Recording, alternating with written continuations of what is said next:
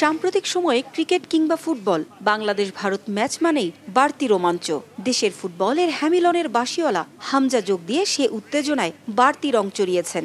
ছেত্রী বনাম হামজার লড়াই, হাই ভোল্টেজ এ ম্যাচ নিয়ে উত্তাপ মেঘ পাহাড়ের শহরে।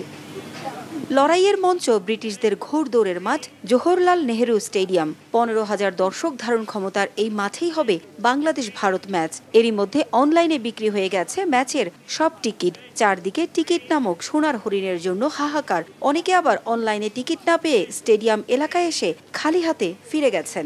ধারণ ক্ষমতার বেশি দর্শক মাঠে প্রবেশের সুযোগ নেই বলে জানিয়েছে Meghalaya football association. Bangladesh India both high voltage ground is the full. Meghalaya মানুষরা ফুটবল বহুত ভালো পায়, মানে এরা ছোট থেকে আমরা ফুটবল, ক্রিকেট না ফুটবল। গ্রাউন্ডের টিকিটের দাম আছে 100 টাকা, 300 টাকা, 699। এখন টিকিট নাই, টিকিট শেষ। তবে যারা টিকিট পাননি তাদের জন্য আছে বড় পর্দায় খেলা দেখার ব্যবস্থা। স্ক্রিন লাগাবো পারে, এখানে একটা স্ক্রিন লাগাবো, ওখানে একটা স্ক্রিন, পুলিশ বাজারে একটা স্ক্রিন লাগাবো, এরকম না। এখন মানুষে একটা ভালো করে দেখিয়ে যায় ভালো লাগে। এএফসি এশিয়ান কাপের মহাগুরুত্বপূর্ণ ম্যাচ।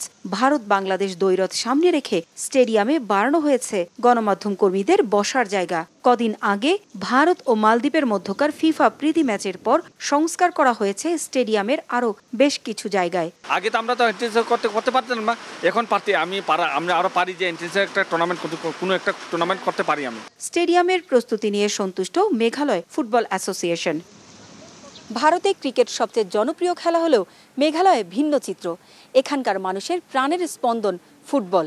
তাই তো ভারত বাংলাদেশ ম্যাচের টিকিট না পেয়ে হতাশ হয়ে ফিরেছেন অনেকেই।